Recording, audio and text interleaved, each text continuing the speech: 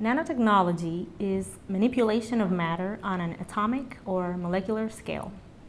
To construct efficient materials at the nanoscale, we must thoroughly understand the way atoms and molecules are arranged. For this reason, at INL, we have a set of tools, this entire floor, state-of-the-art characterization tools, which include microscopy and spectroscopy tools to determine the qualities of nanomaterials. An electron microscope is a microscope that uses a beam of accelerated electrons as a source of illumination. As the wavelength of an electron can be up to 100,000 times shorter than that of the visible light photons, electron microscopes have a higher resolving power than light microscopes and can reveal the structure of smaller objects. At INL, we have several electron microscopes essential to carry out nanoscale characterization. The first electron microscope is a scanning electron microscope, or SEM for short. An SEM scans the electron beam across the sample and displays the image simultaneously on the monitor. In this way, it is possible to get information of the sample surface morphology and structure at the nanoscale. Here is the electron column from where we have a source of electrons, the electromagnetic lenses enclosed within the column. Here is where the sample can be mounted. Everything is in vacuum since we are dealing with electrons, unlike in the case of a light microscope. When an SEM is used, the column and sample must always be at vacuum. A vacuum environment means that most of the air molecules have been removed from the inside of the microscope. You can think of vacuum as a density. There are a certain number of gas molecules in a given space. If you think of the total number of people in Portugal, about 10 million, as representing normal atmospheric pressure, then the density of gas molecules in a typical SEM is roughly equivalent to having only one person inhabit the entire Portugal. Here you see an example of magnetic iron oxide nanoparticles. As you can see from the scale bar, we are talking about nanometer-sized dimensions. The size of the nanoparticles in this case is about 20 nanometers. It is also possible to go from a dry state to a wet state and back again to a dry state by changing the humidity of the sample. All this within the SEM chamber. As you see, by changing the humidity, the salt crystal transforms to a wet state and back again to the dry state. All the experiments carried out within the SEM chamber. Several samples are examined with this SEM at INL. These include nanomaterials, silicon devices, metals, alloys, semiconductors, powders, and many more. Another electron microscope here at INL is a transmission electron microscope, or TEM for short. This is the room where the TEM is located. Here you can see one of the 3 TEMs.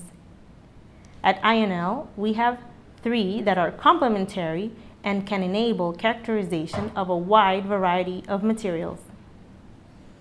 The transmission electron microscope is a very powerful tool for characterization of materials. The TEM operates on the same basic principle as the light microscope, but uses electrons instead of light. A high energy beam of electrons is shown through a very thin sample, and the interactions between the electrons and the atoms can be used to observe features such as the crystal structure and features in the structure like dislocations and grain boundaries. TEM can be used to study the growth of layers, their composition and defects in nanomaterials and semiconductors.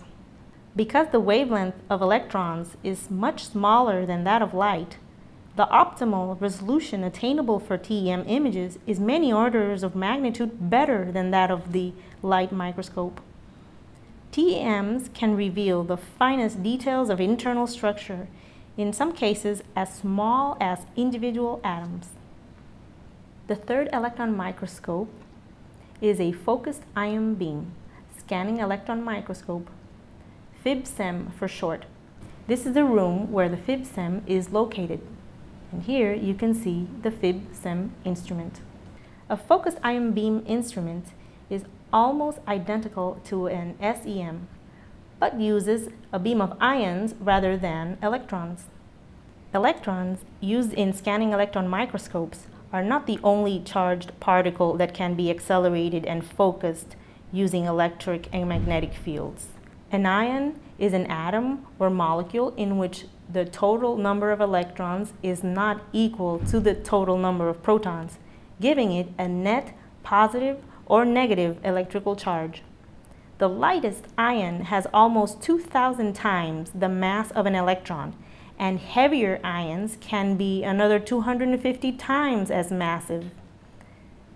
The focused ion beam can directly modify or mill the specimen surface via the sputtering process, and this milling can be controlled with nanometer precision. In this video, it can be seen that the logo of INL is patterned using the ion beam.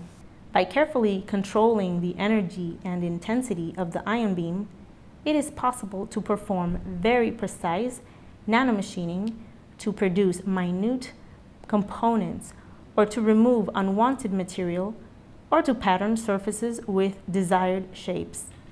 A FIB becomes even more powerful when it is combined with an SEM, called a dual beam system. Such systems combine the benefits of both SEM and FIB and provide complementary imaging and beam chemistry capability.